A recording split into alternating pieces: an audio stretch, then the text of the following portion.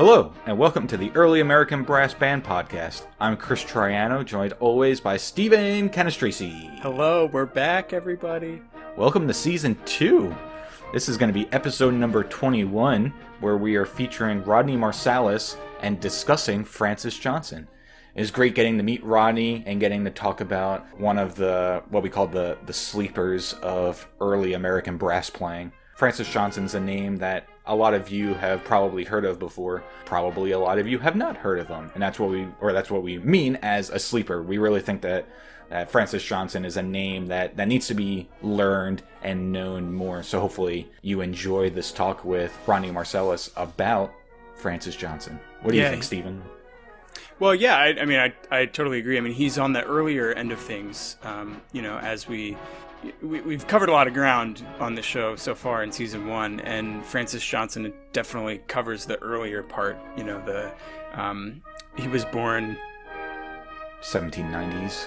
Yes, yeah. So, active before the Civil War in Philadelphia, but I mean, really prolific output of music. I mean, he was composing all the time for all sorts of things. He toured Europe. He, toured out in what during the time was the western part of the country. Now has expanded more. But really someone who was very active and contributed a whole lot to the American band movement.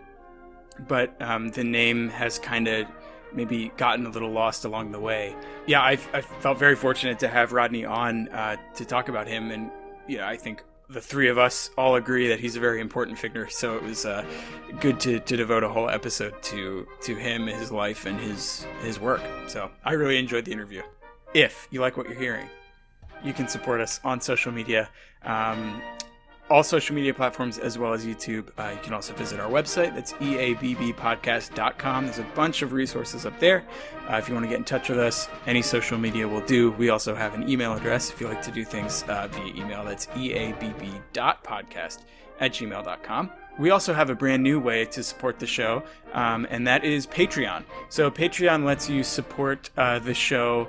We have a few tiers of kind of like monthly memberships. It's a kind of, you can think of it as a monthly donation that goes to cover the costs of producing the show, which we offer the show free, but there are a few costs on the back end for hosting and things. So the Patreon, we would really appreciate any support that you're willing to give on Patreon that would go to help cover the operating costs of the show and help us improve the show for future episodes and future seasons. So that's something you can do now, and we will have a link to that up on our website. There will also be a link to Patreon in the description of the episode if you're interested in checking that out. And as we said, there is absolutely no obligation to support us on Patreon, but if you feel the need to do so, we would greatly appreciate that. Without further ado, here is our Season 2 premiere, Episode 21, featuring Rodney Marsalis on Francis Johnson. Well, thank you, Rodney Marsalis. Thank you so much for coming onto the Early American Brass Band Podcast. It's an honor for us to be talking to you, a performer and an educator and a showman such as yourself. It's so great to be able to have you on the show to pick your brain about an icon of the early American brass band world. So thank you so much. Well, Chris and Stephen, it's great to be here with you guys. Looking forward to it. So maybe we can first maybe just touch a little bit on your musical background and kind of what got you interested up to this point of the topic that we'll be talking about today. So for our listeners, can you maybe give us a little bit of your musical background? Sure. Really briefly, I'm from New Orleans, and that's really where I started playing music. On the advice of my cousin, Ellis Marsalis, he told my mom, if he wants to pick an instrument, he should pick something where he could play a lot of different styles, like the trumpet. So I wanted to play clarinet because I was really short, so that was the only instrument I could see when I went to a band concert. I want to play that long black thing, and he said, no, because he played clarinet, actually, but he said, no, you should play something more versatile, like the trumpet. So that's how it started, and I eventually ended up taking lessons with Winton. And right before Winton went off to Juilliard, he taught me for a year. And that's when things started to get really serious, because Winton really showed me how to practice. So then I went off to Boston University, and studied with Roger Voisin. And in 2 years, he got me ready, and I won an orchestra audition with New Orleans Symphony. So I did that for a bit, and then right before that, I played a concerto with Boston Pops and John Williams, and and then I went off and I worked for a little bit with the symphony. And as you guys know, symphony orchestras, they can be very unstable, and I ended up going back to school because the orchestra they stopped working, and but it was a good thing. I ended up at Curtis Institute of Music, and I had 3 years of real solid study, just locked in a practice room 6 hours a day.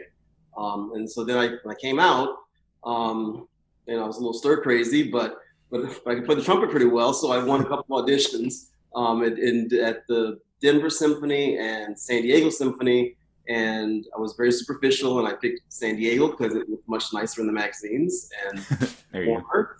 And I went from San Diego. I ended up being principal trumpet of Barcelona Symphony. Well, actually, before that, I went to the Canary Islands, which is where I should have stayed because beautiful and great orchestra, and it was wonderful. But then I went to Barcelona Symphony, had a principal trumpet opening, and I ended up winning that job. And then it hit a point where I was just like, I'm going to come home, and I came back to the United States, and so I'm here, and I landed in Philadelphia, and just outside the city here, and I'm principal with the chamber orchestra, and I do my group. So that's kind of been my trajectory to get me here to Philadelphia. Yeah, that's awesome.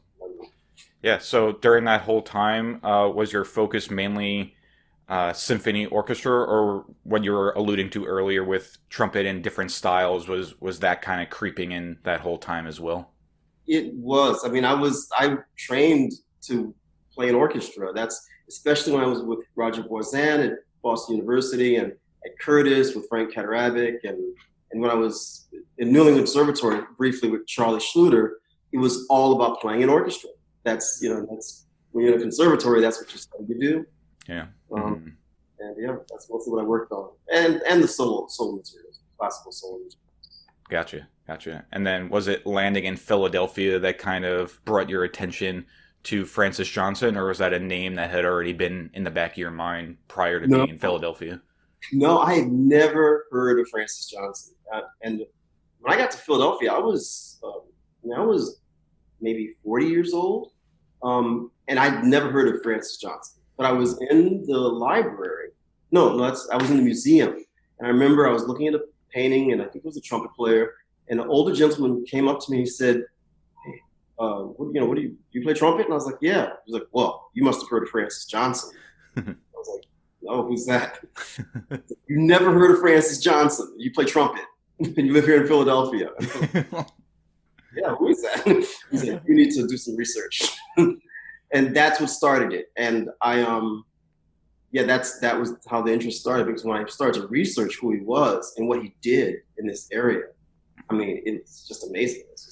So what kind of research was involved in your gaining of knowledge of Francis Johnson? Were you mainly in that museum or hopping libraries, or what was going on? Libraries. Well, there's a library in Chicago. I think it's called the Center for Black Music Research. I might be getting that name wrong. But well, the first thing that happened was when I started to do a little bit of research, I found out that someone was interested in us doing a concert here in Philadelphia to celebrate Francis Johnson. So I went to this library in Chicago, and because some of the books are out of print, the books that I needed to read. So I just stayed there for a couple of days and just went to the library every day at this one special library. And then back here in Philadelphia, you can actually look at the manuscripts, like the real manuscripts. I mean, you go into a special room, they make you put gloves on, and you can flip through. Yeah, and that's, that's incredible. Yeah. A piece of history, and so I did that. And they actually would let you, they knew that I was going to be doing this concert, so they let us make copies and create arrangements based on the music that we found. Cool. We were well past all the copyright. Yeah, definitely. Expired a little bit ago. So it was that, and there's an excellent book about Francis Johnson that that I found at one point. So it was a combination of those things, and that just it's when you find all of this happened in the area where you live, it's pretty incredible. Yeah. So maybe could you give kind of a who was Francis Johnson kind of background? Because I, like you, I mean, I grew up in Pennsylvania, but I did not know about Francis Johnson until last semester when I was taking a class on 19th century African American music, and it was kind of like a broad survey class that addressed a lot of things. But we did, I think, a week and a half or 2 weeks on Francis Johnson, and I was like, how did I not know that this guy existed? So maybe for our listeners who might also not know, could you give kind of some background on who he was as a person? Sure. Really briefly, he was born to an interracial couple here in Philadelphia. In the early days, he played violin, and he played what they call the keyed bugle. Mm-hmm. Well, his early days is one thing that's very interesting considering what's going on now. So he was born in 1792. In 1793, there was a plague. The yellow fever hit the city of Philadelphia. Devastating. I mean, I think killed like 5,000 people, which back then in the small area that was Philadelphia, that was devastating. And I think a lot of people they actually just left the area. I think I read that a lot of them escaped to Annapolis or something like that during that time. And but when things started to come back, it was just timing almost, like where he was born in the right place at the right time, because the arts started to flourish in a city like Philadelphia, and he was right there in the middle of it. So his life was just so fascinating because he was during the federal period here in the United States, and it was a time when military bands, there was the Marine Band. I didn't know this was originally stationed in Philadelphia, and moved to DC. Okay. So he would write music. He was writing music for band music. That's how one of his first involvement with bands, and in a traveling group, they were called ensembles, that he would write music for them also. I'm wondering, do you know kind of like what the music scene in Philadelphia was like around the time?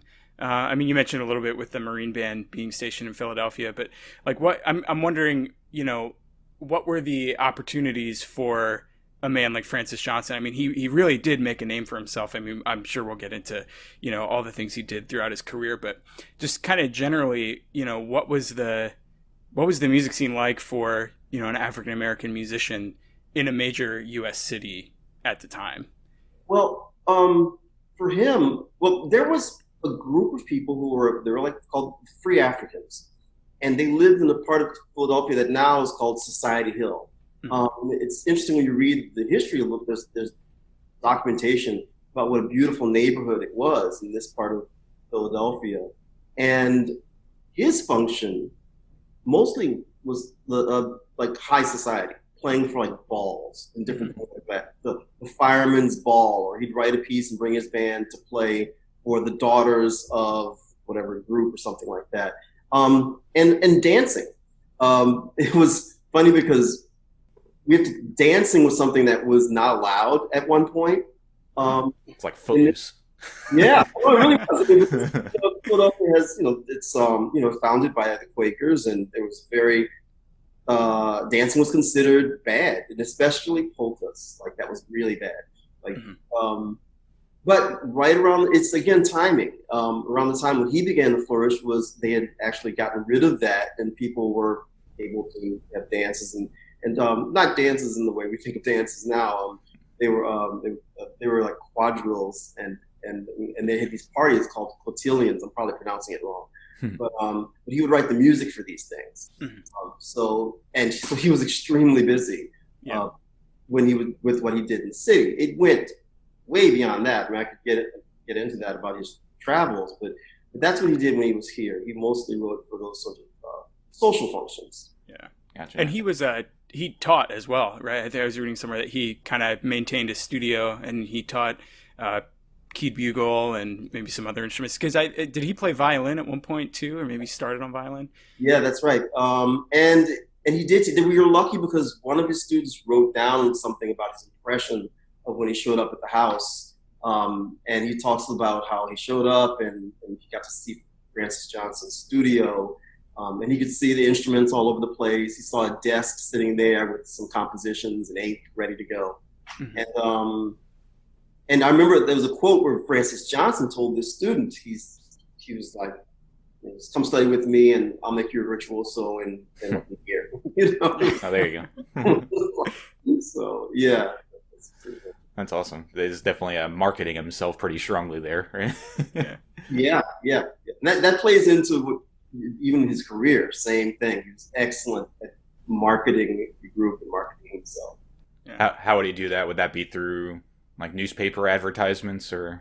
Yeah, and that's what's really fun in the research to read the newspaper advertisements. We do have that. Mm-hmm. So whenever he was going to whatever town, he'd make sure to take out an ad in the newspaper saying how much it would cost to get into the dance, the function. And gotcha. Was he primarily focused on performing in Philadelphia and the surrounding Pennsylvania area, or did he tour the country? Did he tour the Northeast? What was his scope of travels like? Well, that's a great question. The first big trip that he did was to Europe. And that was, he wrote that he was doing it to expand his musical knowledge. So there were 5 of them, and it was a big thing for them. I mean, imagine there was no passports like we have now. So there was a very wealthy patron, I think his name was James Fortin, who was a sail maker. So if you think, back then, that's your business, you're that you're doing well. Right. Him and his daughter, they both supported Francis Johnson. So he wrote a note, I think, so that he could get so they have papers on them when they traveled. Mm-hmm. So they went to England and they played in some concerts there. And when they were in England, he actually met Johann Strauss. No. And Strauss, because we know that he met him because he came back with manuscripts, things that he arranged from Strauss. Nice. And there's another guy that he met. He went to France and he met this guy. Again, pronunciation. I think it's Moussard, who had a style of concerts called the promenade style. What he noticed was there were people could walk around, they could eat, they could talk. Mm-hmm. The music was playing, and it was very affordable for like the average person. It wasn't like super expensive. And he really liked that style. He ended up bringing that back to the United States. And so, but that was his big first trip was to Europe. And then after that, he had a kind of a regular gig he would do up in Saratoga, New York. So he would travel there every summer. And then he started to expand. He expanded all the way out to, I believe, Missouri, as far as how much he traveled. Wow. So he traveled all over the country. And that's a big deal back then because it's not like now when we can just hop on a plane or, I mean, it sounded awful, the sort of what they had to do. They'd have to take a boat and then a coach and then another boat and then ride a horse. And it sounded like a tough gig. I'm sure a European tour must have taken at least a year probably to do all that, get over there, and by the time you come back. It was a year. He spent a year. Now, did he do that on his own, like just by himself? Because he was a band leader in Philadelphia too, right? I think he led a band. So did he ever take his band over to tour and perform, or was that first initial tour just kind of like personal, educational, like musical educational stuff?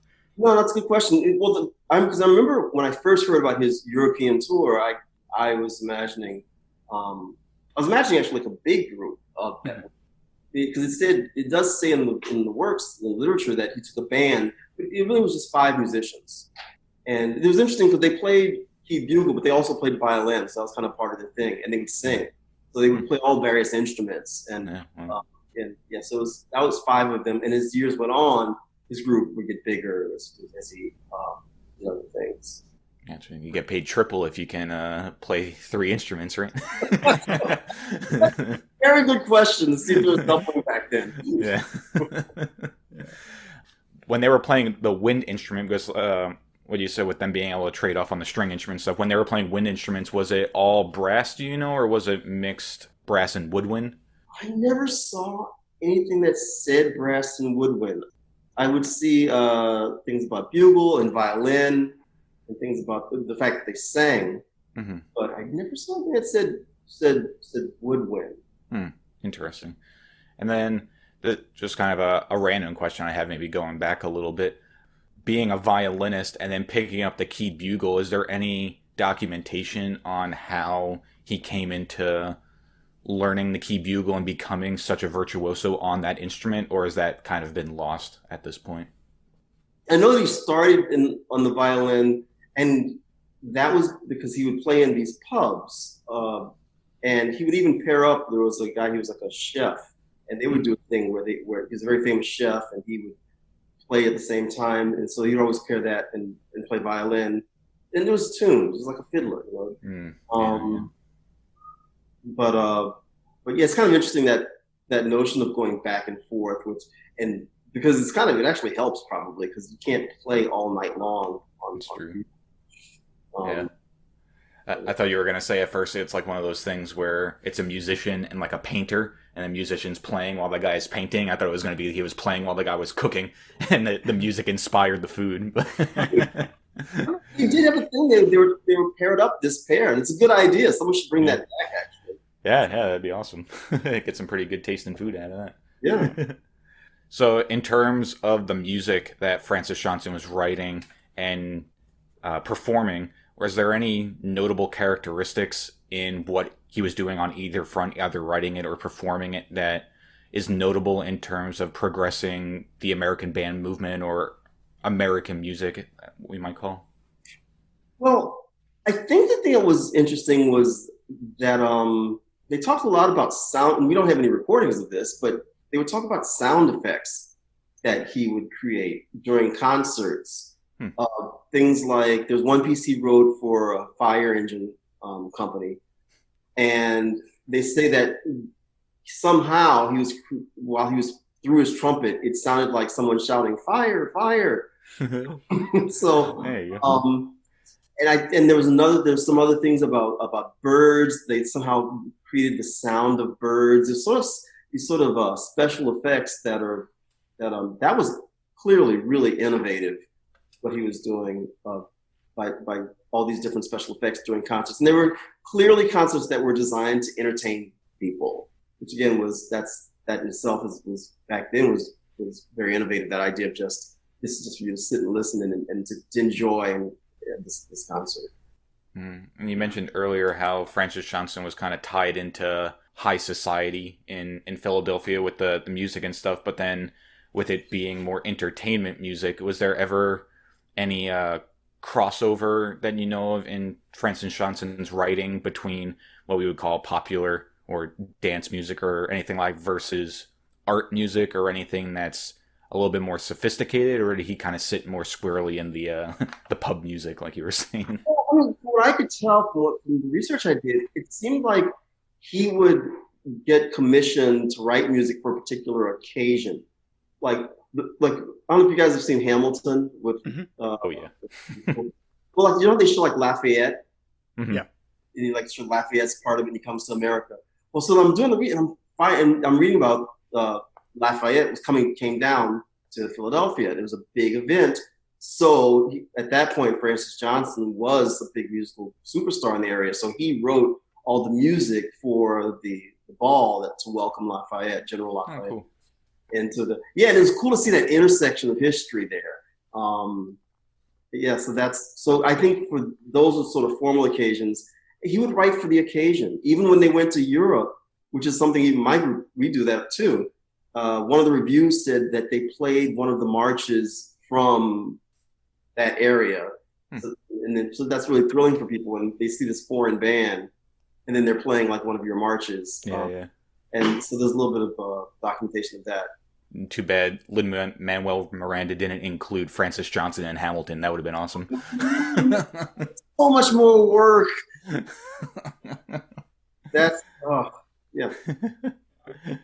Yeah, I good had never stuff. seen Hamilton, obviously because like it's impossible to get tickets for it when it was like actually running as a show on Broadway. But when they put it on Disney Plus, we watched it, and I was blown away. I had listened to the soundtrack, and I remember back when I was in high school, like my English teacher Lynn Manuel Miranda was like kind of workshopping the beginnings of it at, I want to say like the White House or something, or like some like poetry event, and he had like kind of the first, the opening of the whole show, and I remember like seeing that in high school, and then seeing what it turned into was fantastic. But that's a side note. I think Hamilton's fantastic work of art.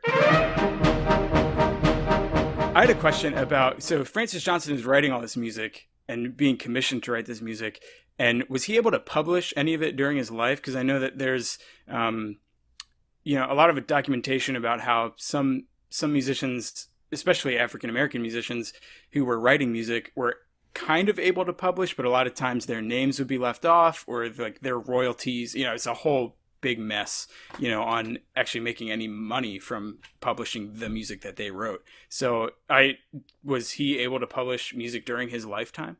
It's a good question. His music was published and distributed really widely, but it was by his friend. His name was Richard Willis, and I hope I'm getting that name right. And people had pianos in their parlors, and so they'd love to get this new music, new tunes to play. And so this was distributed all over the place. Especially, I think something happened. There was like something that happened where there was an orphanage that burned down to the ground. It's a really sad story, actually, because there were groups of firemen, and there was like this one group. They were African. I don't think they didn't say African American back then. They were like the African firemen troop, but the city kind of decommissioned them and didn't let them exist. And because of that, this one orphanage caught on fire, and no one, the other truck that came didn't have they couldn't put it out, and it totally burned to the ground. And Francis Johnson wrote a piece about that whole event. And I think because that was something that was back then probably sort of national news, that the piece then also became well known. So he was clearly very conscious of what was going on in society around him. So, but then when you look at the end of his life, you see that he died with no will and like $200 to his name. And you wonder, how is that when his music was all over the country, his written music.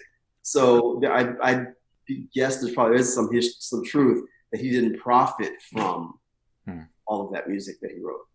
Yeah, that's unfortunate. So are you saying that Richard Willis is almost like a pseudonym for Francis Johnson if we were to see? He was an actual person. He was an actual friend of his. Because I remember reading about, and they were clearly really good friends, because it seemed like he was very sad when he passed away. Later in Francis Johnson's career. So was Willis a composer also? Or if we are to see Richard Willis on music, then we can basically assume that it's Johnson's? That's a good question. I mean, he was a publisher for sure. Oh, okay. And definitely the titles. I thought I remembered seeing Francis Johnson's name on title pages. Okay. So, yeah, I've seen it for like a Philadelphia Grays. He's listed on that one for sure. I've seen that one on eBay for like $1,000. $999 actually. That was crazy. In the time we were saying how he was able to perform, all over the place and go on all these international tours, and we're not quite sure why he ended up the way he did, but it sounds like during his time period he was very well received and did have a lot of opportunities. Is that fairly accurate, or do you think that he was kind of like scraping gigs all over the place? No, it's a good question. Well, he definitely toured a lot. I mean, he definitely toured. He would go when he would go up to that summer thing that he had in Saratoga. There was actually a story that at one point they got cheap, the hotel managers, and they hired a different band. And he didn't take it from what I read, he didn't take it too poorly. He's like, okay, fine. Like, I'm sure he had plenty of other work. Then like that band, they mentioned them once, and then they don't mention them again anywhere in the literature. And then by the next summer, they were calling Francis Johnson again. So clearly didn't go that well. And his reception was, I mean, we have to think of the times. This is pre-Civil War. So they're traveling, at one point they traveled to Missouri, but there were slaves. And they weren't slaves. These were free men. You know, the group, they were black, but they were free. Yeah. But it's in some states, it's illegal to just go play a concert as a free black man. And they were in Missouri, and while they were there, they were going to get arrested. Wow. Someone found out, and I think they even got attacked. And you know, you read the history, it talks about them attacking them with bricks and things like that. And for that reason, because they were breaking the law by being free men in the state of Missouri playing a concert. And he also was one of the first people to play integrated concerts in the United States, where blacks and whites played on the stage together. That was not a thing. Interesting. Yeah. So it's a, you know, and you want to meet someone like that, who's that far ahead of their time, you know? Yeah. Yeah, definitely. He's such an incredible figure. Right. Now, his bands, the bands he led, were they integrated bands, or did they start out as just African American musicians, or were they integrated from the start? I wasn't able to find much kind of about the makeup of the bands he led. I'm wondering if you know anything more that you've come across. What I've seen, that they were all black musicians. Like the one that went to Europe, that one definitely, because they were worried about them. That's why they did all this extra documentation for them when they traveled. Right. So it was later when I came across things that said they integrated the band, which starts to make sense because he was born of interracial parents. So you know, you imagine, you know, he probably was much more open-minded about that. And and even the area, like even the time period, there was much more of the problems with race really crept in as you got closer to the Civil War in certain regions. There were certain regions where there were groups of free blacks who lived very nice lives, where they were doctors, they were lawyers, they were professionals, and he was kind of, that's why I think he was born at the right place at the right time. And at one point, there was some law that basically was passed that said, that just stripped them of all their rights. People that lived in the Northeast, and including, I mean, Africans that lived in the Northeast. So, but yeah, before that, it sounds like they were living a life that was, I mean, there were some restrictions, I think, as far as they weren't in the upper echelons of government. But as far as in society, it sounds like progress was being made at the time, type of thing, and then a major step back, unfortunately. Yeah, exactly. It's you keep, you know, I remember to keep reminding myself that this was pre-Civil War. You know, so the country was very different back then. For sure. Cycling back to that guy that you met in the museum that questioned your knowledge on Francis Johnson. Why do you think, to basically answer that guy's question now of why Francis Johnson? Well, I think for him, it was a little bit like, this is important history. This was an important musical figure. And I think he knew that by that time that I was a musician, he didn't know about him. This is an older gentleman, you know, one of these old wise guys, you know. When I say wise, I mean really knowledgeable and sage, you know. It's kind of the guy at the barbershop who can like tell you the history. There you go. Right?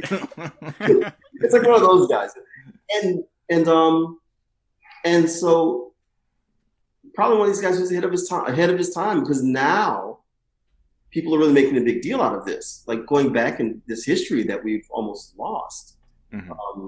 And so I think it's really great, because it's ultimately, I'm not in my field, classical music, we tend to think of just Haydn and Hummel and Haydn Mozart and all these European Strauss and big Hmm. European composers, and we don't realize there's all this music happening that we're not giving any credit to. It's crazy. Yeah, that's something that Steven and I mention on this show a lot, is that especially at the college level when music students are going through music history, and maybe now being a little bit further removed from it, we're able to see that it's not quite as linear, but at least when you're being taught it, and you're reading it out of a book and somebody's lecturing you about it, it's easy to slip into this idea that music was as linear as they're kind of teaching it in that class. And you essentially go from, yeah, Beethoven, and then from Beethoven, you kind of start getting into piano, impressionistic, Debussy piano music, and then 20th century piano music. I'm obviously skipping some important things that are talked about, but vaguely it goes from that super heavy orchestral tradition and then into, modern, modern piano music and modern, maybe it'll end with film music if you're lucky.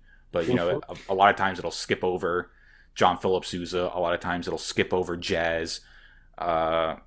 Literally, I've never heard of, the 1820s to 1880s, band movement, in America. That's definitely never mentioned in college music curriculum. So yeah, it's insane that, somebody that was so known for his time, Francis Johnson, being in all these different styles, being a violinist, playing quadrille music, playing, cornet keyed bugle solos, all these things. And, it takes stumbling upon it in a museum to find out about him. It's unfortunate. We think it needs to be taught more for sure in colleges. Yeah, and I've definitely got up on this soapbox before, but it's like, especially like I did my undergrad at a conservatory, so it was very Eurocentric, the music history curriculum. And I think maybe because there was so much other history going on, in the late 1700s, early 1800s in the United States, because it was such a new country and such an interesting, societal time. But like music was a huge part of that, and we don't know about it. I mean, I like when you think of American music, like what you're taught in, like, I'm thinking back to my music history. It's like, what did we talk about before, like Scott Joplin, and then like the other names I think of are like Aaron Copland and Leonard Bernstein, not to take away from the contributions that they made, but it's like there's so much before that. And then especially Chris and I are euphonium players, so like we're gonna want to know about band history. We didn't talk about any band stuff, it was all orchestral. So that's, a goal of this show is to kind of shed a light on that early band history, and someone like Francis Johnson, who was so ingrained in that, kind of all, not just in Philadelphia. I mean, he contributed so much music to that, to that movement. It's like, why don't we talk about people like Francis Johnson and like the other composers who are writing for unique ensembles? I mean, I didn't know what a keyed bugle was really, until Chris and I started doing this research. It's like, yeah, these instruments don't really exist anymore, but especially in the United States, I mean, there's such a rich history there. And then you trace it forward, through the military bands, and then you got stuff like DCI, like drum corps that started out at least as all brass. It's like there's a line here that we're not exploring. So yeah. Anyway, I don't really know where I was going with that, other than to just vent a little bit. So Is that when you read the history, you see that this was really popular music. This was really entertaining and popular, and really really well done. You read about how when those reviews they talk about this is just the how finely tuned the ensemble was. Mm-hmm. So it's a shame we don't have recordings of it to really hear it, but I'm assuming it really was really well done and something that was popular for people of that time. Right. Have you tackled the key bugle yourself? Have I played the key bugle? Probably at the Trumpet Museum. There was, when I was at Curtis, our teacher Frank Katarabic, he'd take us over to the Trumpet Museum. We'd all try all different trumpets, and is that ever something that you think you might want to get into a little bit, or it's more fun just to kind of research it and play it on modern equipment? It's so fun stuff. You know what? If you could play like one of the trumpets we have, I'm sure you would put that thing down and like. You're like, yeah, I'm playing a Bach now. Yeah. You gotta buy artists. Yeah. There you go. That's true. Yeah, I wonder if they would have been impressed or scared or what by the the stuff that we have now. Going if they had a time machine and was able to see our modern equipment. I'm sure they would have loved it. Yeah. Yeah, exactly. It gets better and better. Like I'm sure they wouldn't be fighting to play the thing that's like all out of tune and like hard to get a sound on. Yeah, and then in terms of kind of this music being played today, I saw through on your guys' website, you guys list as one of the shows. I guess is a way that it can be characterized. The show that you guys do, titled the Francis Johnson Project. Yeah. Is that accurate? Yeah, I actually wasn't able to find that much information about that online, so I wasn't sure if it was a complete concert that you guys do, or if it was like a project, like a purely research based. Can you kind of talk a little bit about that? Sure. I think what happened is that was a while ago. That was before all of us were using the internet nearly as much as we do now.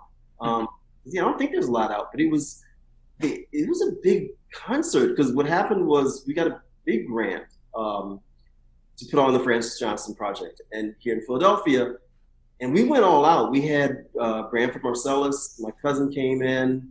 We had Time for Three. There's a pretty famous string trio. With the narrator, we had the full 11-piece band. We commissioned music. That was when we went and found a bunch of the music and we arranged it for all of these groups, including arrangements where we all played it together. Mm-hmm. We even did because he would commission music like for the fire department, and we even got one of those like machines, like the siren machine, and we did that we tried to do things during the concert that he would have done. Mm-hmm. And we packed the hall with 1,400 people, and at Annenberg, or however big that hall is. So that was just a one-time performance, or was that multiple shows? It was a one-time performance. That was Irvine Auditorium, and then the next year, I'd done some research and found out that he played also in the churches a lot. So we played in Holy Trinity Church in Rittenhouse Square. We did a kind of a second Francis Johnson concert there. Oh. And when did those both happen? Do you remember what years those were? A while ago. I mean, that was sometime between 2007 and 2009, I would say. Gotcha. Was there any like anniversary event or something that made the time to do those performances? Like why then? Why did you do those project performances at that time? No, actually, there wasn't really an anniversary. It was more just that was a few years after I discovered who he was. Mm-hmm. And then it took a couple of years of talking to people around the city, and I basically gathered a lot of organizations and other people to get involved with the project. So it just took a couple of years to get to the point where we ended up with the concert. Gotcha. And that was done on all modern equipment. Those projects. Yeah. Yeah. So after having done those two concerts, those 2 years, did you come away from being able to really dig into it and play it on your horn, come away from it after the fact with any changed perspectives or feeling like you learned anything that can inform either other styles of your playing or anything like that?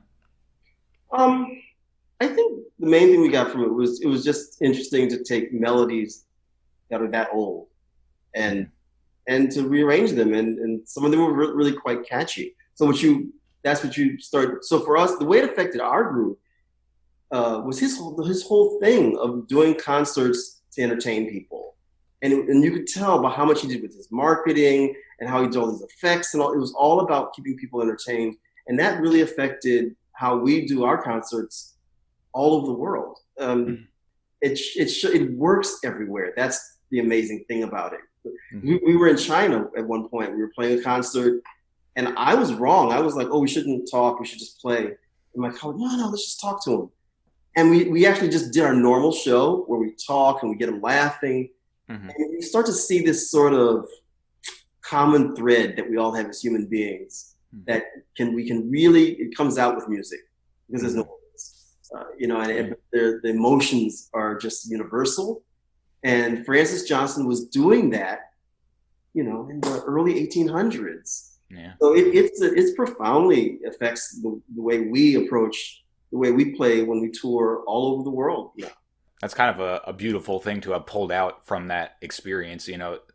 We've had other guests where we kind of ask similar questions, and they'll get a little, technical and mechanical, and be like, oh, it changed the way, I approach this articulation, that kind of thing. But it's really beautiful that you're saying that you've kind of adopted the spirit of just like his entire outlook on like performing almost. That's awesome that you're able to incorporate that feeling into your guys' show now. That's really cool. Yeah, because there's a lot that changes, over the years, but at the end of the day, you're still performing music, and music is the same, like, as a concept, I guess, is, more the same now as it was back then than it is different. So, and that especially speaks to, what you were saying earlier about when he was touring Europe, kind of the function of music in society at the time, that it was popular, and, like people were, walking around with food and drink, and talking to each other and enjoying. And you see like orchestras sometimes now, try to come back to that a little bit. I forget what orchestra it was, but Andre Rio, like that kind of stuff. Yeah, or even they're just trying to create, a little different experience. Like where they'll take a section of seats out and like, you bring a blanket and like a picnic, in the concert hall. I've seen, some orchestras do that and try and get back to that idea, that music is, especially classical music, not that it's not serious music, but, at the time it was written, people were clapping in between movements and saying, play that movement again. They liked it so much, it wasn't such a stiff thing that it's kind of become now. And those concerts that you were mentioning that, that your kind of takeaway from working on the Francis Johnson project is, kind of maybe, I don't want to put words in your mouth, but maybe kind of getting back to that where, it's entertaining, it's supposed to be something that you enjoy, not something that you feel like you have to sit through and then somehow you're more, I don't know, some other type of way because you sat through a Beethoven symphony or something like that. Get like a participation medal at the end just for making it through. No, right. It's a social, it's a, communal music making audience and performance. Yeah, and I think so. That's what music's supposed to do. It's supposed to bring people together, and that's what when we travel and tour, that's kind of the main emphasis. By the end of our concert, the reason we intentionally play different styles mixed together is to show people that it's, if you play Bach and it's beautiful, you can then play Earth, Wind, and Fire right after that, and everyone's fine. Yeah. Like no one's head's gonna explode, Yeah. And because we've done it now in South America and in Asia and Europe and all over the country here in the States, we see the response. People don't really, people respond to many genres of music if it's played well and played with feeling. Mm. Mm-hmm. Yeah, that's a great point. Yeah. Are there any recordings of that project that you know of? Do you guys ever record any live or studio stuff from that? We have not. That's actually one of the things that's kind of, when we get through this pandemic, when we get to the studio, that's one of the things that, because we own all the music, we want to get all that stuff recorded. Very cool. Well, keep us up to date if that happens. That'd be awesome to help promote that for you guys when that gets off the ground, for sure. And that kind of answered the next question I was going to have, is if the two performances of the Francis Johnson project, if you kind of see that as a bubble and a great experience and it is what it was type of thing, or if you were ever planning to revisit it. But it sounds like the answer is yes, you do plan on revisiting it.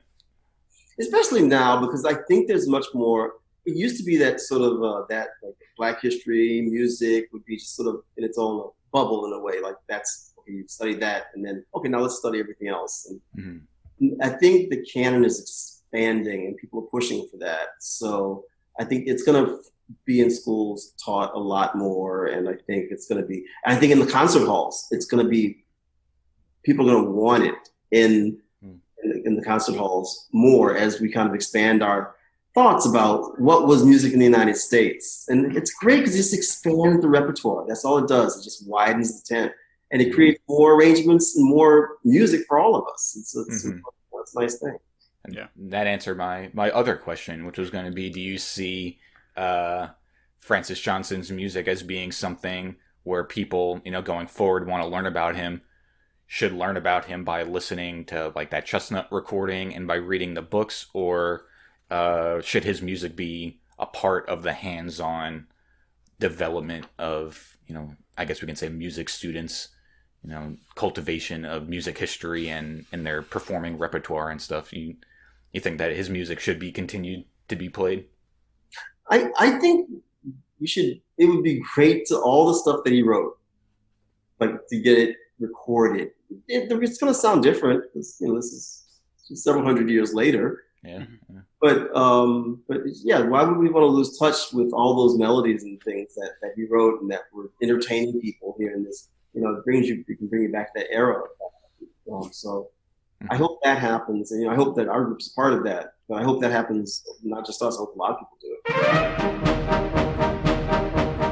I know a lot of our listeners do prefer period instruments and period mouthpieces, and they prefer performing music from any time period, but if we're talking mid-19th century, on those instruments, because I guess a good way of saying it is that they're killing two birds with one stone. They're getting the repertoire and they're getting kind of the oral presentation of what it would have been like at that time.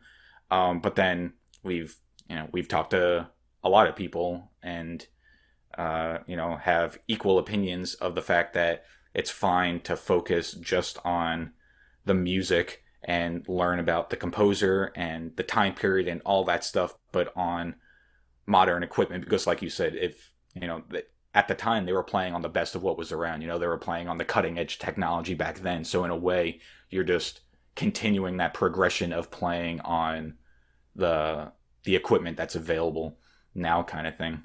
I'm not sure if there's necessarily a question there. It's kind of, we've already made that point, by talking about it already, but I don't know, any thoughts on that? Any closing thoughts on this idea of modern versus period equipment?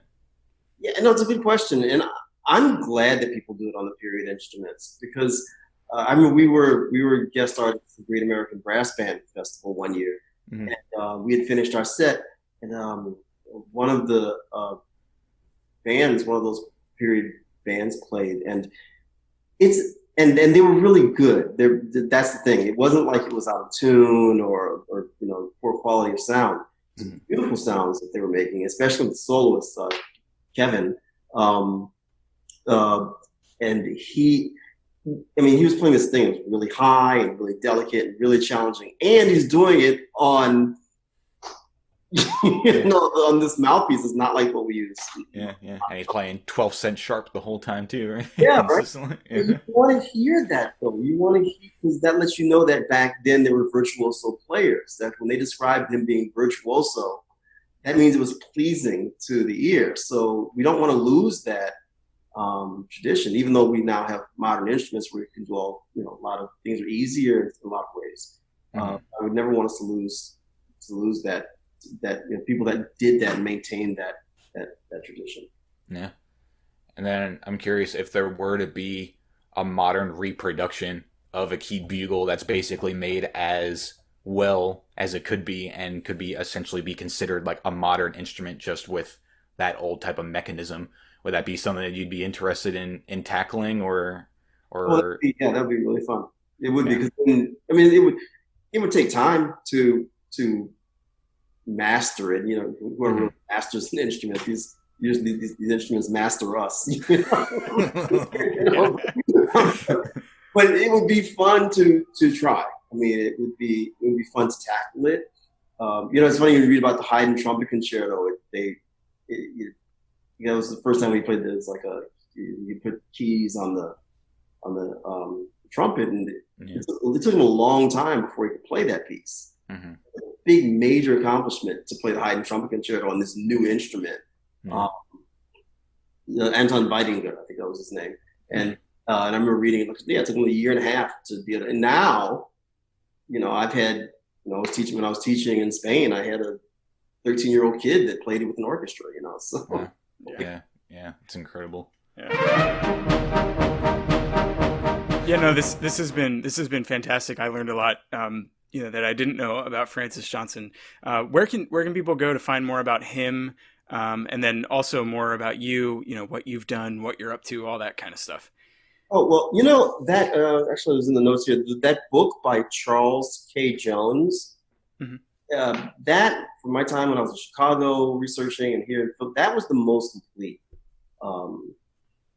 that book that I found about Francis Johnson. So there's little bits and pieces in the historical books, but that one really just focuses on his life. So I'm not sure if it's still in print, but I've seen it on Amazon for like $80, so it's not in print, but people are willing to part with it for a few bucks. Yeah, it's really funny. I got a phone call because Winton is super interested in Francis Johnson, and I call him. He's like, yo, bro, you have that book about Francis Johnson, right? Send it to me. I was like, I'm like, I didn't want to send it. Yeah, never see it again. I know how rare it is, but I think he was doing something where he was using it for some research, and then he mailed it back to me. So gotcha. Well, so Winton's interested in Francis Johnson history as well. Oh yeah. I heard him talk. He was at one of maybe it was ITG or something, where I think he found out about Francis Johnson from me, which is even crazier, Yeah, right. But I remember him mentioning it also. Mm-hmm. Yeah, it's just crazy how it's like almost a sleeper. We need to make that not a thing anymore. We need to get his name out there a little bit more. Yeah, and I think University of Pennsylvania has an archive as well. When things open back up, I think they have an archive of a lot of his writings and manuscripts and things. Does his horn still exist anywhere, or a horn of his? That's an interesting question. There's actually that was one thing we did miss. Queen Victoria, he wrote a piece, and we created an arrangement called Victoria Gala, an arrangement of his piece. And he played for her, apparently, when he was in England on this European tour. And as a gift, she gave him a silver cornet, it says. So I don't know if it was a trumpet or cornet. Okay. Mm-hmm. I remember reading somewhere that said that he was buried with it. I don't know if that's true. That's myth or. That's in Philadelphia, I assume. I'm not sure where he's buried. Actually, I'm not sure. Probably right if he spent his entire life there. Most likely, he was buried in Philadelphia. Most likely, he was buried in the graves were separate for blacks and non-blacks. So there's a name for them. I can't remember the name. Those type of graves, but most likely he was probably buried in one of those graves. Maybe one of our listeners might be familiar with it, and they can let us know by shooting us an email or a Facebook message or something, and we'll let you know if we hear anything about that. That's actually really interesting. Yeah, I would love to know. Yeah. So what about you? Is there any? I know we're mid-pandemic, and like Steven said, a lot of gigs are canceled and stuff, but anything going on with you coming up, or a location where people can learn more about you? Well, you know what we did because of the pandemic? And I spent the summer trying to figure out how can I help? What can I do to help people during this time? And what we came up with is we have these things we call retreats, where we used to go and we do get a rental house and bring a bunch of people, bring guest artists. Well, we can't do that now because of the pandemic. So our director of operations, she said, why don't you do a virtual retreat? And she actually just ran the virtual sort of outreach thing or virtual masterclass that James Galway did. And she said it was really successful. And she said, you should do that for the retreats and have it virtual. So I floated the idea to some guest artists, and I was just really pleasantly surprised at who said yes. That's why I guess during a pandemic, you have a better chance that these people say yes to things. And it's not for sure, but right now I think we're going to have Alison Balsam, who's going to be a guest artist, and Esteban, the principal trumpet of the Chicago Symphony, is going to be a guest artist, and Mike Sachs, principal of Cleveland Orchestra, is going to be a guest artist. And we're going to bring people from the music business. from schools, like the dean of Juilliard School, and just to help give a broader education.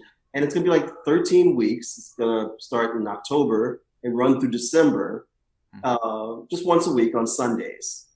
And it's going to be a virtual sort of masterclass, but they're going to have those sort of people coaching. And it's not going to be on Zoom. It's going to be on a platform that's designed for this sort of thing. Oh, very so cool. we're excited about that. It's going to be, I think everyone's going to get a chance to have some real growth doing what for some people would have been a fall semester. Yeah, that's fantastic. So if anyone wants to do that, they're free to go look on our website and find the link, and they can sign up. There's different levels you can participate in. Gotcha. We'll be sure to link to that in our show notes for sure. We can, when this goes up on YouTube, we can throw it in the description on YouTube too, so that people have it there. But for the audio format, can you say what the website is? Oh, sure. You can find it going to www.rmpbb.com. That's Rodney Marsalis, Philadelphia Big Brass.com. And there's a link there. You can follow it there to the seminars. It's there. Awesome. All right. Well, yeah. Well, thank you so much, Rodney Marsalis, for coming on to the Early American Brass Band podcast. We really appreciate you taking time out of your morning to speak with us and like I said, humor us with some of the questions that we were asking, especially me prodding about period instruments and stuff. But no, it's all good. Thank you so much. It means a lot to us. No, Chris and Stephen, this has been wonderful. Thank you for having me. Thank you again, Rodney Marsalis, for coming on to the Early American Brass Band podcast. It was awesome having him on. Like we mentioned at the beginning of the episode, he's such a prolific performer and pedagogue and showman and all these things, and it was awesome to get to pick his brain a little bit about the sleeper who is Francis Johnson, but hopefully not a sleeper anymore, helping to get the name out there to a wider audience for sure. Yeah, definitely go check out maybe that book if you can find a copy that's less than $80, or some of the recordings of his music that are out there. And also, we mentioned the University of Pennsylvania has an archive, and I think some of that stuff is digitized. So at least a biography is. So if you're interested, there are resources that we will be sure to link in the show notes for this episode that's on our website. Just click on show notes and it'll pop right up, and you can read more and dive a little bit deeper into Francis Johnson. And if you go onto our website and go into the resources tab and click on bibliography, on that page, we already have linked the book to Francis Johnson. So it's already there if you want to look at that or any other books. We kind of have it organized by different sections, so feel free to browse that resource if you want to do any reading as the summer comes to an end, unfortunately. Yeah.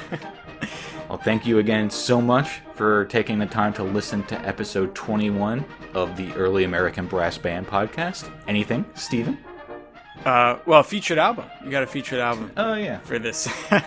We're not moving away from that. We still love doing the featured albums, giving you guys some music recommendations. So for this episode, fittingly enough, we have an album by the Chestnut Brass titled "The Music of Francis Johnson," and it is exactly what you would expect. It is an album. Oh, John Philip Sousa. Oh, yeah.